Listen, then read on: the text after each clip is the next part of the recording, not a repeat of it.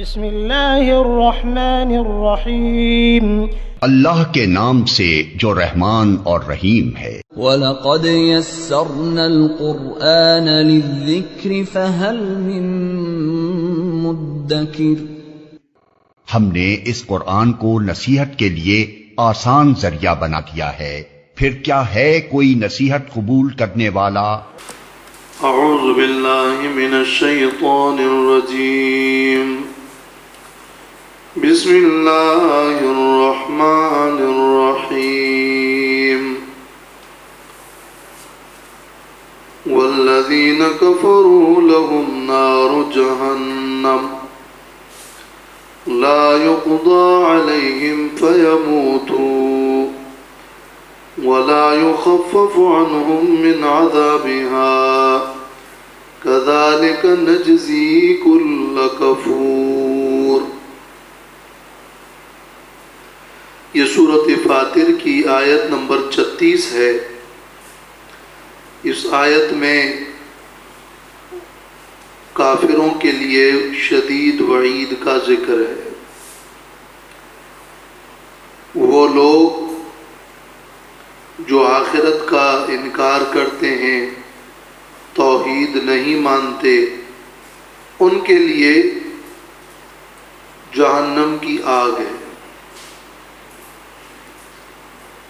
اور دوم یہ کہ ان پر موت نہیں آئے گی دوبارہ، اور وہ ہمیشہ ہمیشہ کے لیے جہنمی ہوں گے۔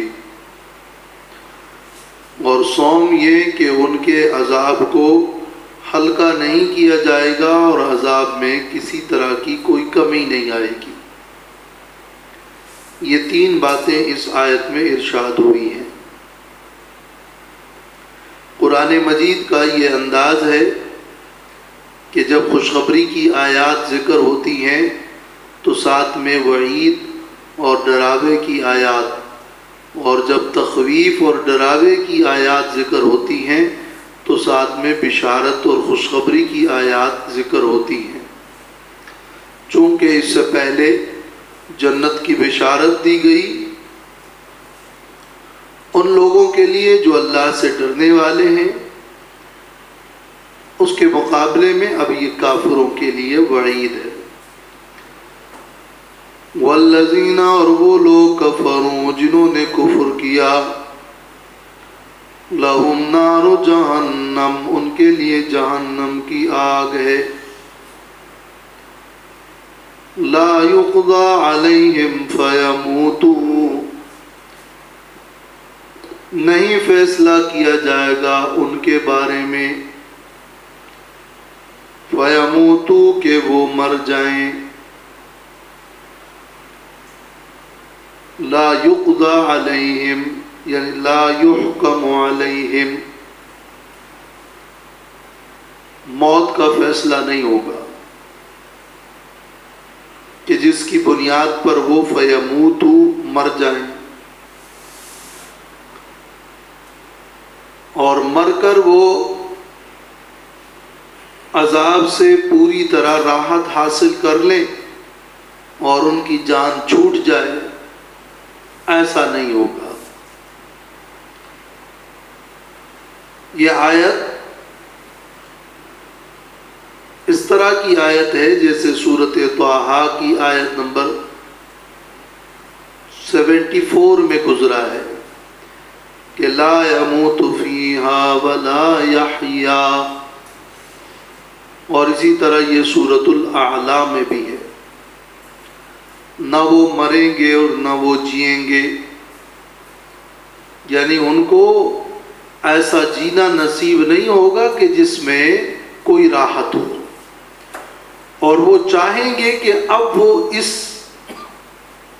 سے مر جائیں اور مر کر ختم ہو جائیں، تاکہ راحت تو کیا، یہ جو مصیبت ہے، یہ جو عذاب ہے، یہ دفع ہو جائے، لیکن وہاں اس عذاب سے کوئی چھٹکارا نہیں ہے۔ حالانکہ جہنم میں جہنمی جہنم کے فرشتے مالک کو آواز دیں گے وَنَادَوْا يَا مَالِكُ لِيَقْضِيَ عَلَيْنَا، اے مالک ہم پر فیصلہ کر دے، اے مالک ہمیں موت دے دے، ہم مر جائیں، ہمارا قصہ ہی تمام ہو جائے۔ یقضی علیہ، قصہ تمام ہونا۔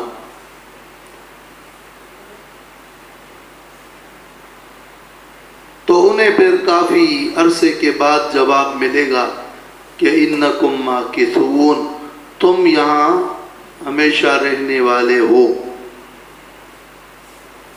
یہ سورۃ زخرف آیت نمبر 77 میں ہے۔ قیامت کے دن کی خصوصیات میں سے یہ خصوصیت ہے کہ وہاں موت ختم ہو جائے گی۔ چنانچہ یہ صحیح حدیث میں یہ بات موجود ہے کہ نبی کریم صلی اللہ علیہ وسلم نے فرمایا قیامت کے دن یؤتی بالموت کہیئۃ کبش املح، موت کو ایک مینڈے کی شکل میں لایا جائے گا۔ تو فینادی مناد یا اہل الجنہ، ایک آواز دینے والا، اعلان کرنے والا اعلان کرے گا اے جنتیوں، تو جنتی سر اٹھائیں گے، دیکھیں گے، تو کہا جائے گا کہ هل تعرفون هذا، کیا تم اس مینڈے کو جانتے ہو کہ یہ کیا ہے؟ وہ کہیں گے فیقولون نعم هذا الموت، ہاں ہم جانتے ہیں یہ موت ہے۔ موت کو اللہ نے ایک صورت دی ہوگی، ایک شکل دی ہوگی، اور وہ شکل مینڈے کی ہوگی۔ سب جنتی اس مینڈے کو دیکھ لیں گے اور جان لیں گے، پہچان لیں گے کہ یہ موت ہے۔ اس کے بعد اعلان کرنے والا اعلان کرے گا یا اہل النار، اے جہنمیوں، تو جہنمی بھی سر اٹھائیں گے اور دیکھیں گے، تو ان سے پوچھا جائے گا، اور فرشتہ اعلان کر کے پوچھے گا هل تعرفون هذا، کیا تم اس مینڈے کو جانتے ہو یہ کیا ہے؟ فیقولون نعم هذا الموت، وہ کہیں گے ہاں ہم جانتے ہیں یہ موت ہے۔ جب سب دیکھ لیں گے تو حدیث میں ہے کہ فیذبح، اس مینڈے کو ذبح کیا جائے گا، اور پھر اعلان ہوگا یا اہل الجنت خلود فلا موت ویا اہل النار خلود فلا موت، اے جنتیوں موت تمہارے سامنے ذبح ہوگی، اب ہمیشہ ہمیشہ جنت میں رہنا ہے، کوئی موت نہیں، اور اے جہنمیوں موت تمہارے سامنے ذبح ہو گئی، اب ہمیشہ ہمیشہ جہنم میں رہنا ہے، کوئی موت نہیں۔ اور پھر اللہ کے رسول صلی اللہ علیہ وسلم نے سورۃ مریم کی ایک آیت تلاوت کی جس میں اللہ نے فرمایا ہے کہ وَأَنذِرْهُمْ يَوْمَ الْحَسْرَةِ إِذْ قُضِيَ الْأَمْرُ، ان کو اس دن سے ڈراؤ جو حسرت کا دن ہوگا، اور یہ لوگ غفلت میں اور ایمان نہیں لاتے۔ تو لا يقضى علیہم فیموتوا، نہیں فیصلہ ہوگا ان پر کہ مر جائیں، ولا يخفف عنہم من عذابها، اور کم نہیں کیا جائے گا ان سے جہنم کا عذاب، جہنم کے عذاب میں سے کچھ بھی کمی نہیں ہوگی، جو عذاب مقرر ہے اس مقرر عذاب میں کمی نہیں ہوگی۔ کذالک نجزی کل کفور، اسی طرح ہم بدلہ دیں گے، ہم بدلہ دیتے ہیں ہر ناشکرے کو۔ کفور مانا جنہوں نے اپنے رب پہ کفر کیا اور حق کو جھٹلایا، کفر بربہ وکذب بالحق، ابن کثیر۔ وَهُمْ يَصْطَرِخُونَ فِيهَا، اور یہ کافر لوگ چلائیں گے اس جہنم میں،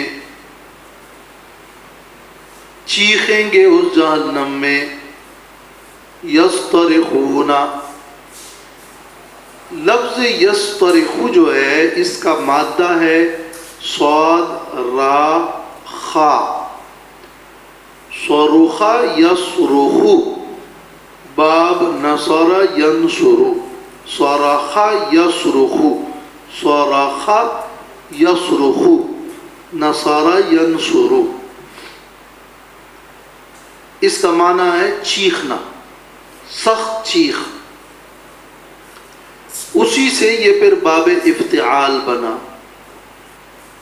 تو باب افتعال بنے گا استرخ، استرخ، یسترخ۔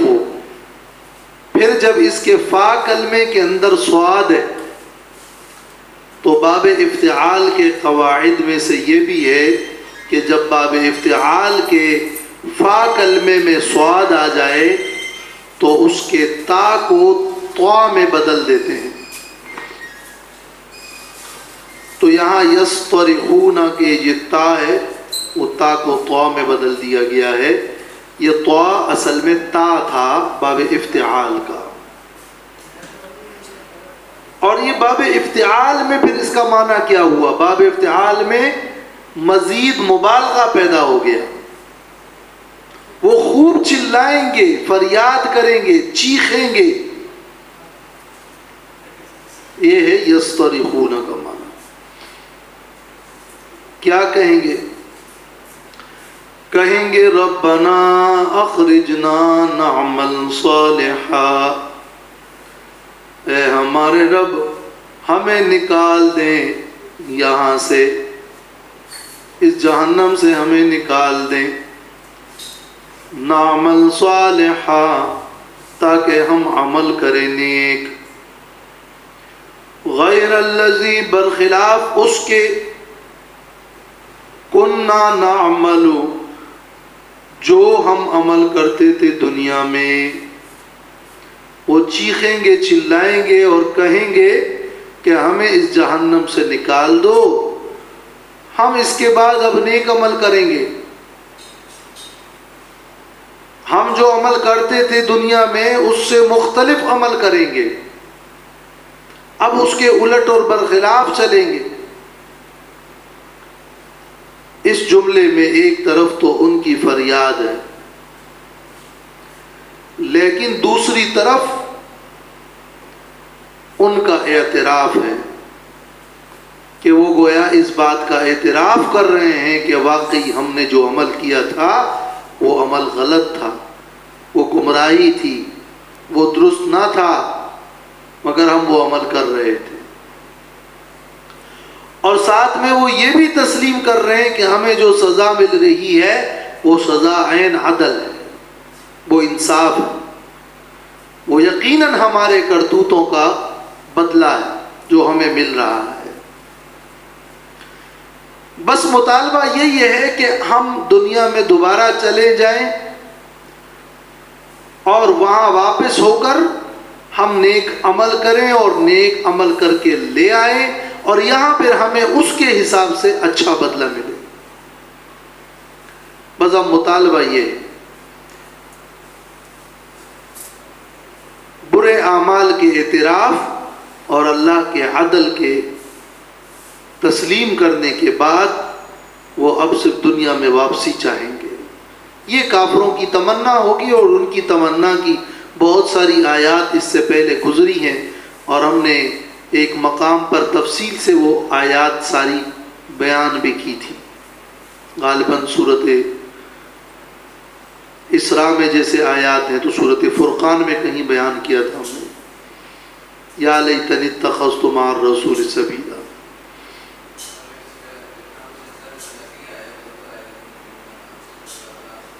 جی وہاں بھی یہ مضمون گزرا ہے، اور اس سے یہ بھی معلوم ہو رہا ہے کہ ان کافروں کو وہاں جا کر عمل صالح کی اہمیت کا پتہ چل جائے گا کہ عمل صالح کتنی بڑی اہمیت رکھتی ہے، اور دنیا میں وہ عمل کرتے تھے اور اپنے عمل کو اچھا سمجھتے تھے۔ وَيَحْسَبُونَ أَنَّهُمْ يُحْسِنُونَ صُنْعًا، یہ بدعات کرنے والے اور نافرمانی کرنے والوں کا انجام ہے کہ وہ جہنم میں چیخیں گے، چلائیں گے کہ ابھی ہمیں کچھ مہلت دو، دوبارہ لے جاؤ، ہم کچھ عمل کریں۔ گویا بتایا یہ جا رہا ہے کہ تمہارے پاس اب عمل کرنے کا بڑا وقت ہے، ابھی سے تمہیں خبردار کیا جا رہا ہے۔ اولم نعمرکم ما یتذکر فیہ من تذکر وجاءکم النذیر، کہا جائے گا ان سے اولم نعمرکم، آیا کیا ہم نے تمہیں عمر نہیں دی تھی،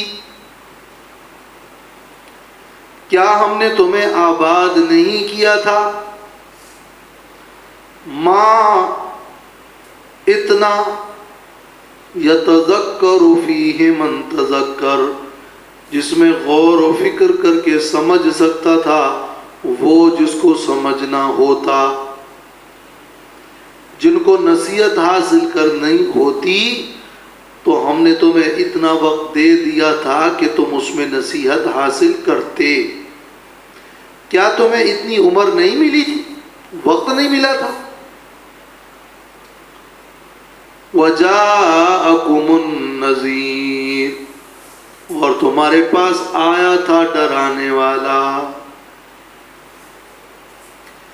یعنی آج جو تم یہ فریاد کر رہے ہو اور چیختے چلاتے ہو کہ ہم دنیا میں واپس چلے جائیں، تو کیا دنیا میں جا کر جب تم تھے دنیا میں تو کیا اس وقت تمہیں مہلت نہیں ملی تھی، وقت نہیں ملا تھا، موقع نہیں تھا تمہارے پاس؟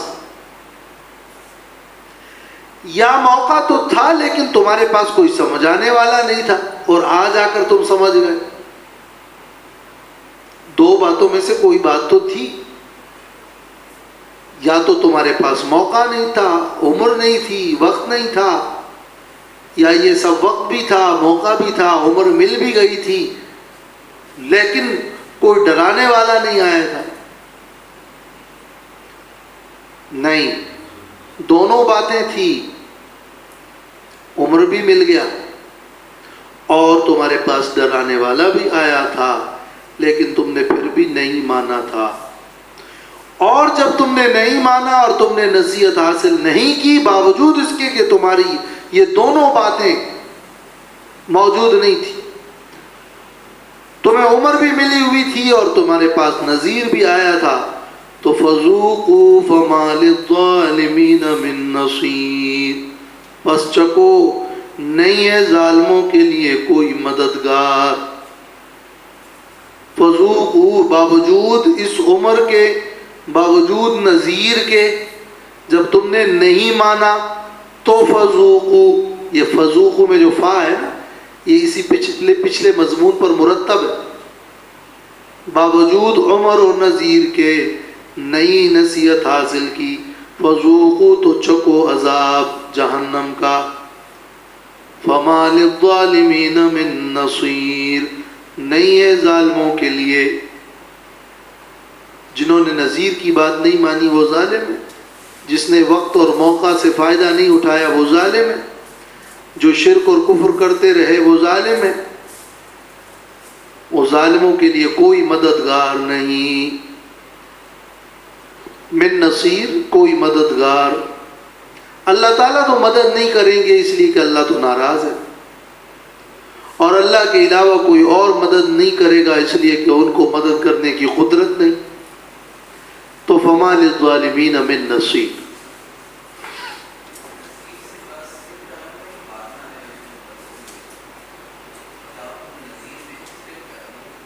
یہ اب دو چیزیں ہیں اس آیت میں ہے، اولم نعمرکم، تمہیں عمر ملی تھی، امام ابن کثیر فرماتے ہیں کہ واختلف المفسرون فی مقدار العمر ہا ہونا، عمر کی مقدار میں مفسرین کا اختلاف ہے کہ وہ عمر جو نصیحت کے لیے کافی ہے اور جو انہیں ملی تھی وہ کتنی عمر تھی۔ اللہ نے جو فرمایا ہے کہ کیا ہم نے تمہیں عمر نہیں دی تھی جس میں نصیحت حاصل کرنے والا نصیحت لے سکتا تھا، سمجھنے والا سمجھ سکتا تھا، تو وہ کتنی عمر مراد ہے؟ حضرت علی ابن الحسین زین العابدین سے مروی ہے کہ وہ فرماتے ہیں مراد عمر سے جس میں نصیحت کافی ہو سکتی ہے 17 سال ہے، اور حضرت حسن سے مروی ہے کہ مراد 40 سال ہے، اور حضرت ابن عباس رضی اللہ عنہما سے ایک روایت میں 40 سال ہے، لیکن ان سے صحیح روایت میں اور زیادہ صحیح روایت میں ہے کہ 60 سال۔ وَهَذِهِ الرِّوَایَةُ عَنِ ابْنِ عَبَّاسٍ اصح عن ابن عباس، یہ روایت ابن عباس کی زیادہ صحیح ہے، 60 سال۔ امام ابن کثیر فرماتے ہیں وہی الصحیحۃ فی نفس الامر ایضا لما ثبت فی ذلک الحدیث، 60 سال والی بات ابن عباس کی زیادہ صحیح مروی بھی ہے اور بجائے خود بھی زیادہ صحیح ہے، اس لیے کہ اس میں ایک حدیث بھی مروی ہے، اور وہ حدیث یہ کہ رسول اللہ صلی اللہ علیہ وسلم نے فرمایا اعذر اللہ عز وجل الی امرئ اخر عمرہ حتی بلغہ 60 سنہ، اس شخص کا عذر ختم ہو گیا۔ عذر کیا؟ اس کے بہانے نہیں رہے۔ جس شخص کو اللہ نے مہلت دی اور 60 سال تک پہنچایا، اب اس کے بعد تو اس کا عذر و بہانہ ختم ہوا۔ یہ بہانہ تو اس کو بالغ ہونے کے بعد اور عقل اور دانش عطا کرنے کے بعد بھی کوئی عذر و بہانہ نہیں تھا، حقیقی معنوں میں کوئی عذر قابل قبول نہیں ہوگا، لیکن کرتے کرتے جب وہ 17 سال تک پہنچا تو عذر تو نہیں رہا، لیکن جب وہ 40 تک پہنچا اب تو عقل کامل ہو گئی، اب تو عذر بالکل نہیں رہا، لیکن اب چلتے چلتے اب 60 سال ہو گئے تو بالکل عذر ختم ہو گیا۔ یہ مراد نہیں ہے کہ 60 سال سے پہلے کوئی عذر ہے، بلکہ اس میں مبالغہ ہے کہ جب 60 سال ہو گئے تو اب اس کے بعد بھی تم یہی عذر دہراتے رہو گے، یہی بہانے کرتے رہو گے۔ گویا کہ شدید وعید بھی ہے اور مبالغہ بھی ہے اور تاکید بھی کی جا رہی ہے کہ جب تم عمر کے اس حصے پر پہنچو کہ 60 سال ہو گئے تو اس کے بعد تو اب تمہاری عمر ختم ہی ہونے والی ہے، اب تو آخری حصہ ہی رہا، اب تو تم کیا کہتے ہیں ٹپکنے والے ہی ہو، بونس پہ ہو۔ تو یہ اولم نعمرکم، تو مفسرین کے ان کلمات میں اور اس عمر کی مقدار کے اختلاف میں کوئی ٹکراؤ بھی نہیں ہے، اس لیے کہ بلوغ کے بعد تو مکلف ہو ہی جاتا ہے، لیکن آخر کار جب اتنی عمر ملی گئی تو اس کے بعد کیا اتنا موقع نہیں تھا کہ تم اس میں نصیحت حاصل کرتے؟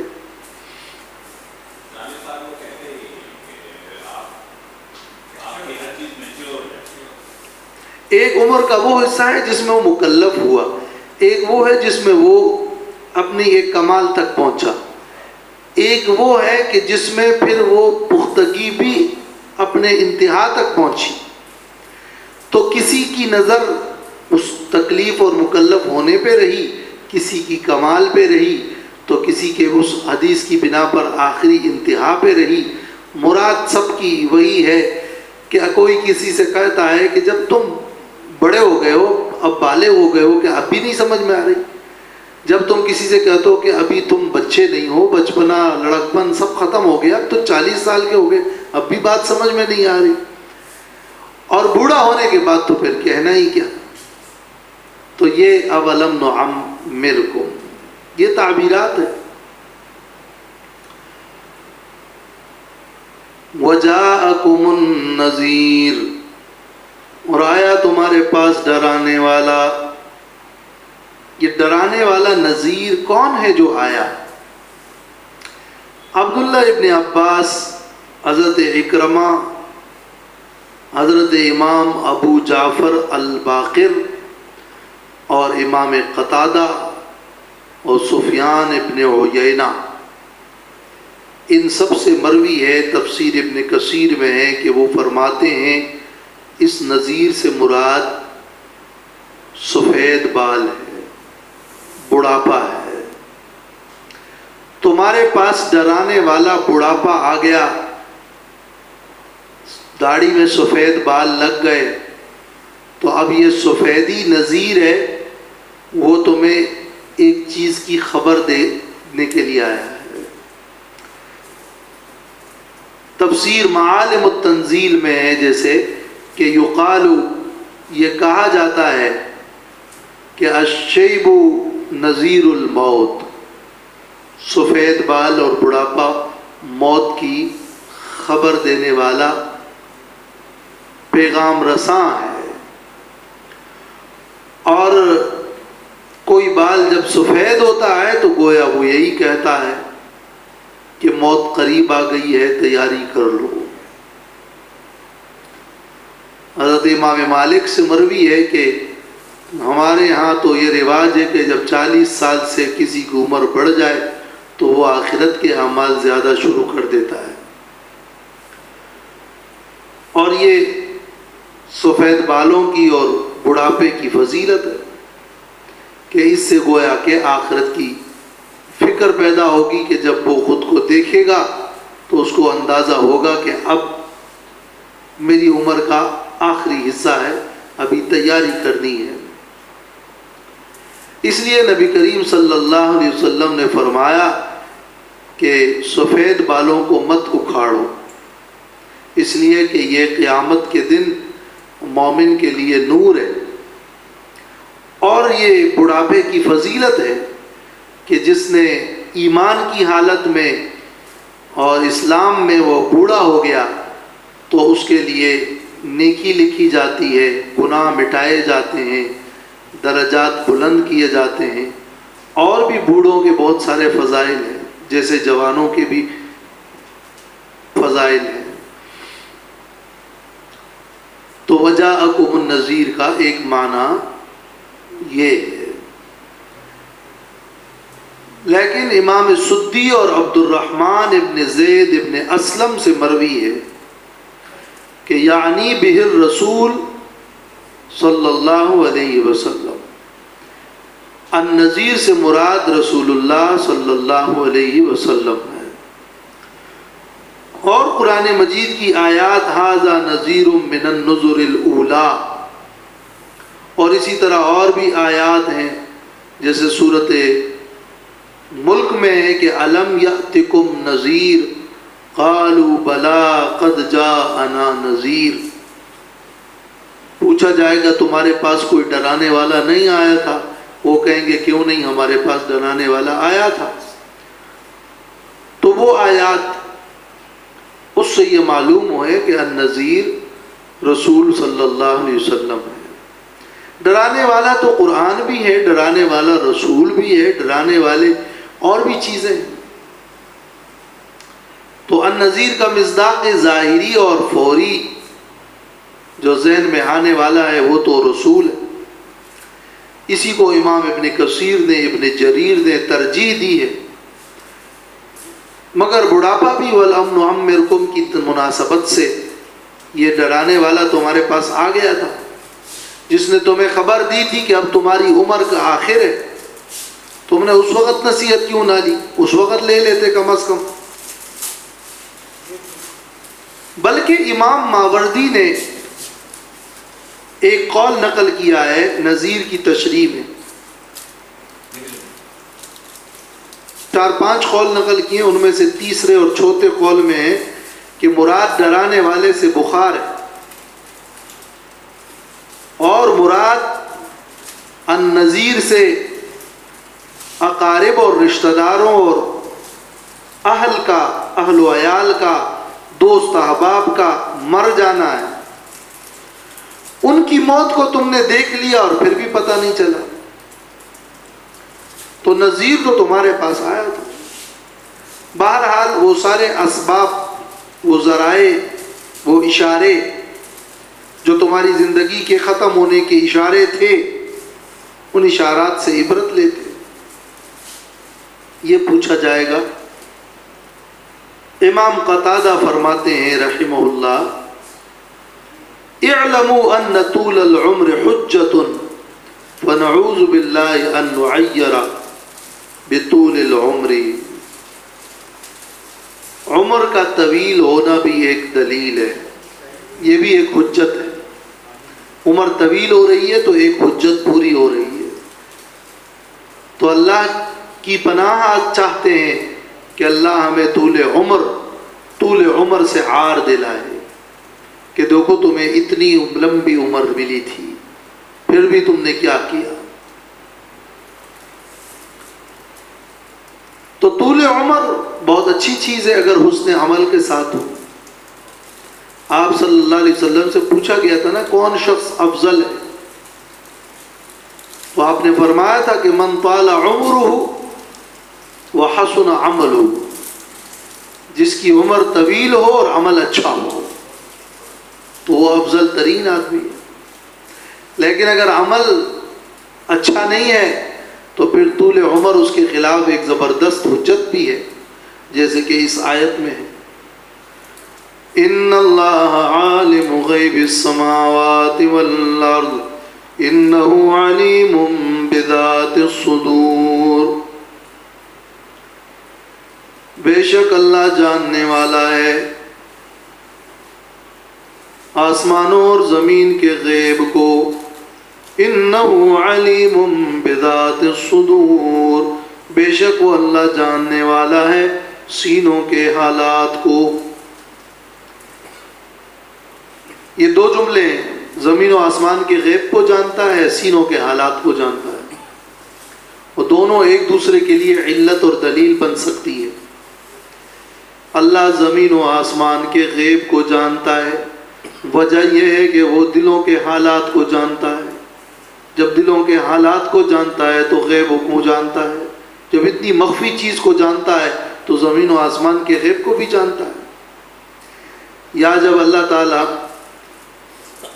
دلوں کے حالات کو جانتا ہے اس لیے کہ وہ زمین و آسمان کے تمام مغیبات جانتا ہے، تو دلوں کے حالات کو بھی جانتا ہے۔ یعنی یہ دونوں ایک دوسرے کے لیے ایک طرح دلیل و علت بھی ہے اور تفسیر و تشریح بھی ہے۔ یہ بھی دلائل ہے جو اس صورت میں مختلف دلائل ذکر کیے گئے تھے اللہ تعالیٰ کی وحدانیت کے، اور اس صورت کا جو بنیادی مضمون تھا کہ اللہ تعالیٰ کی نعمت ذریعہ معرفت ہے، تو بے شمار نعمتوں کو اور دلائل عقلیہ کو اس صورت میں ذکر کیا گیا ہے۔ ان میں سے ایک دلیل یہ بھی ہے، غالباً یہ 12ویں دلیل ہے، کہ اللہ غیب السماوات والارض کا عالم ہے۔ اس جملے کا ماقبل کے جملے سے کیا تعلق ہے؟ ماقبل کے مضمون سے۔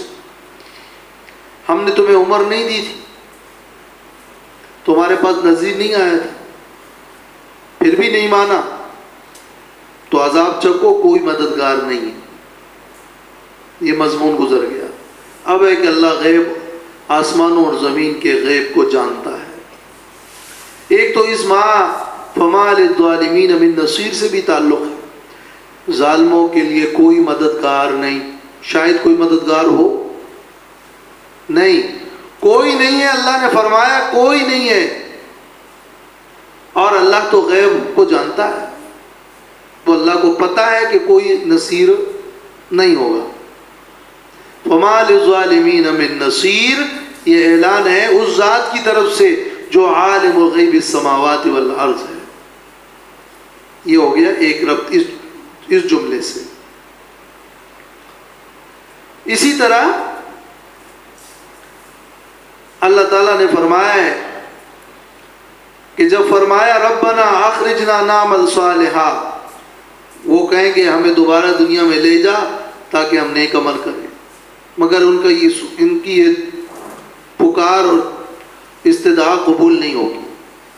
کیوں نہیں ہوگی؟ اس لیے کہ یہ جب جائیں گے دنیا میں نا، پھر وہی کچھ کریں گے جو کر کے آئے ہیں. لَعَادُوا لِمَا نُهُوا عَنْهُ سورۃ الانعام میں ہے، وہ لوٹ آئیں گے. اگر ان کو بالفرض دنیا میں واپس بھیج دیا جائے تو بھی یہ دنیا میں جا کر پھر وہی کرتوت کریں گے. کیسے پتا؟ ان اللہ عالم غیب السماوات والارض انہ علیم بذات الصدور. اللہ کو غیب کا پتہ ہے اور اللہ سینوں کے حالات کو جانتا ہے. تو اب یہ ہمیشہ ہمیشہ جہنم میں ہوں گے. اسی طرح اس سے پہلے فرمایا لا یقضى علیہم فیموتوا، جہنم میں مریں گے نہیں، ہمیشہ جہنم میں رہیں گے. تو یہاں ایک سوال ہو سکتا ہے، کوئی شخص یہ سوال کر سکتا ہے، اشکال.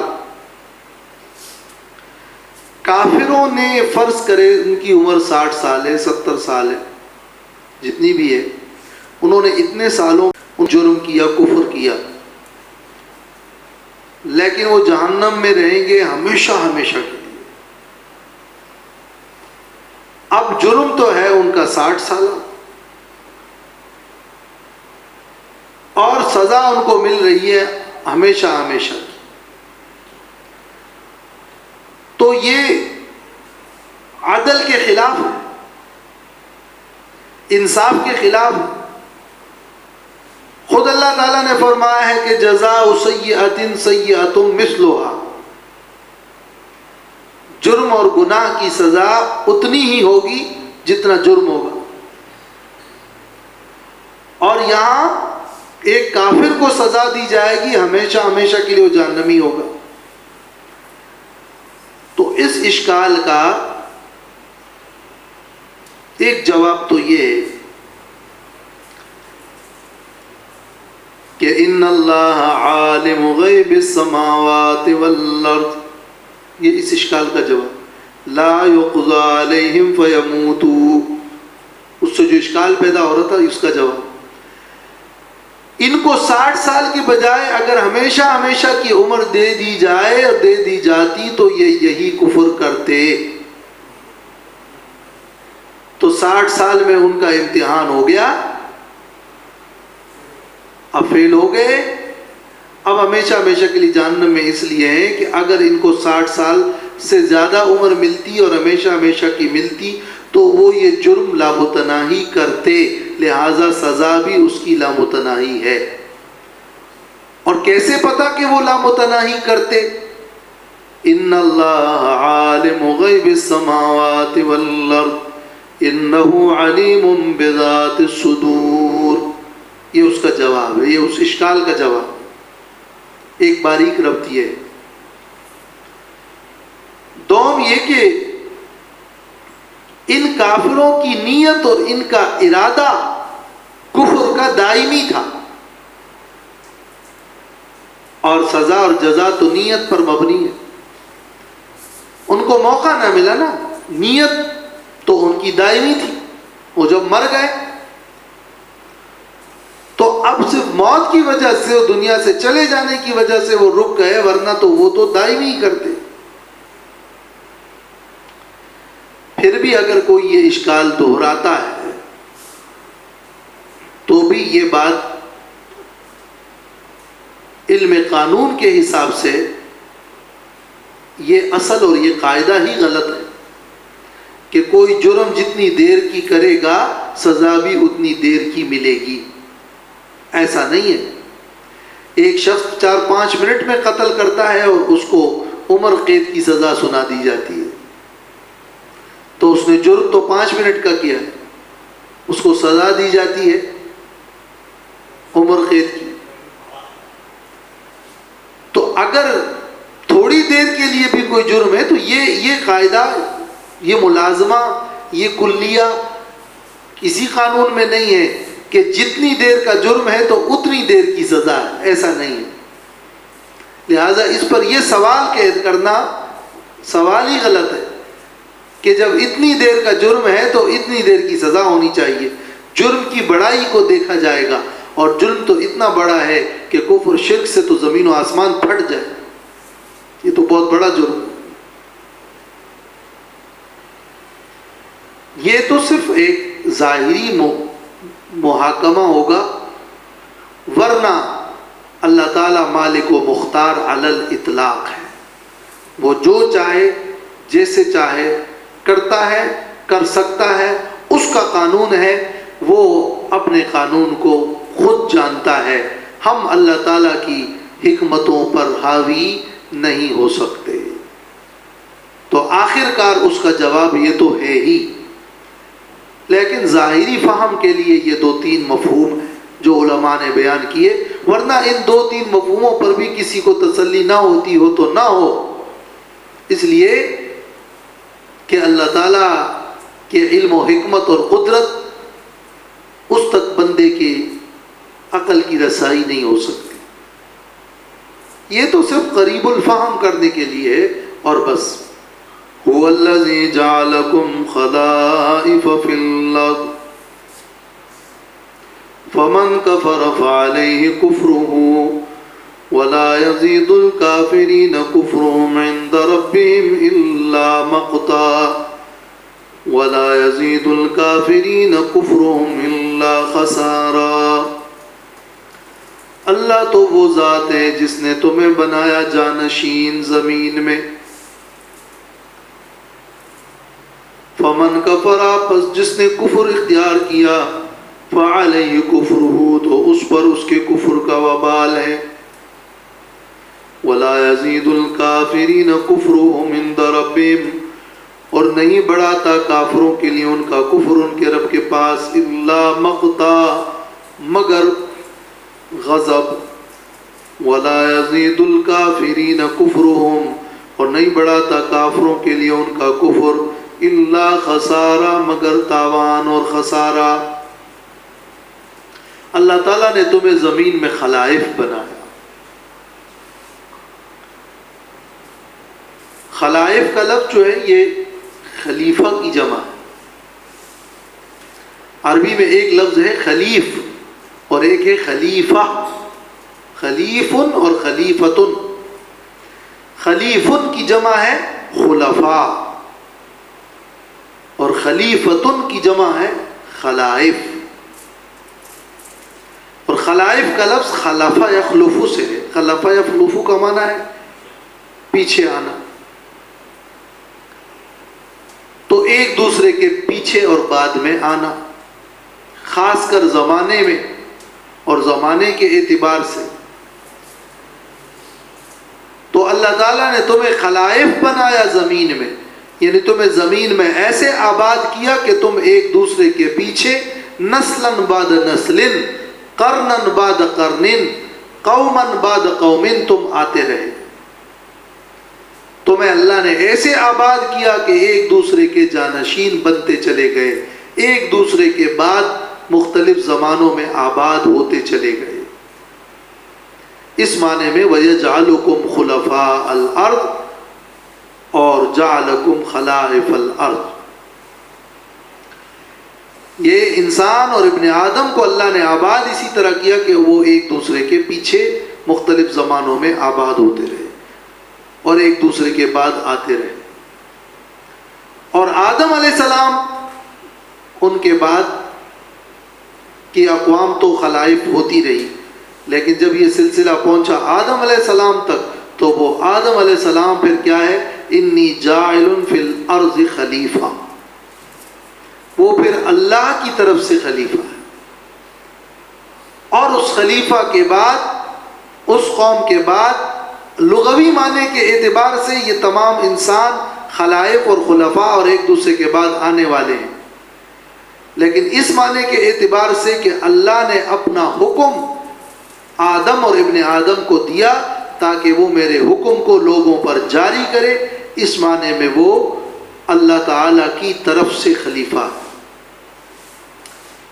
خلیفہ کا مطلب کیا ہوتا ہے؟ نائب۔ نائب کون ہوتا ہے؟ نائب وہ ہوتا ہے جو دوسرے کی غیر موجودگی میں کام کرے، یا دوسرا موجود ہے لیکن وہ عاجز ہے تو دوسرا کام کرے، یا کوئی ایک مر جائے تو دوسرا نائب بن جائے۔ یہ تین وجوہات تو نائب کی معلوم ہے، کسی کا غائب ہونا، کسی کا عاجز ہونا، کسی کا مر جانا، تو پھر کام کرتا ہے نائب۔ انسان اللہ تعالیٰ کا نائب ہے۔ اللہ تعالیٰ نے جو حکم جاری کیا ہے، اللہ کے وہ احکام شریعت اللہ اپنے بندوں پر، انسانوں پر جبرن نہیں چلاتا، بلکہ انہیں نائب بنا کر کہا ہے کہ تم میرے احکام کو چلاؤ۔ تو اس معنی میں بندہ نائب ہے۔ اب ظاہر ہے کہ اللہ تعالیٰ تو غائب بھی نہیں ہے، عاجز بھی نہیں ہے، اور اللہ کو موت بھی نہیں آتی، تو بندے کو اللہ نے نائب کیوں بنایا؟ برائے شرافت و کرامت۔ یہ ابن آدم کی شرافت و کرامت ہے کہ اگرچہ اللہ خود چاہے جبرن بھی احکام نازل اور نافذ کر دے، اور اللہ تعالیٰ غائب بھی نہیں ہے، اللہ عاجز بھی نہیں ہے، اللہ کو موت بھی نہیں آتی، لیکن اللہ نے ابن آدم کو یہ شرافت بخشی کہ تم میرے نائب بن جاؤ، یہ ہے میرے احکام، خود اپنے اوپر اور مخلوق پر اس کو جاری کرو۔ یہ خلیفہ کا ایک اصطلاحی مفہوم ہے، اللہ کے احکام کا خود اپنے اوپر اور دوسروں پر جاری کرنا۔ اس میں بندہ اللہ کے احکام کا نائب ہے برائے شرافت، یہ اس کا ایک اصطلاحی مفہوم ہے۔ ورنہ اپنے لغوی معنوں کے اعتبار سے جو انسان اور اقوام دوسرے اقوام کے بعد آباد ہوتے رہتے ہیں، یہ خلفاء اور خلائف ہے جن کو اللہ نے زمین میں آباد کیا اور ایک دوسرے کا جانشین بنایا۔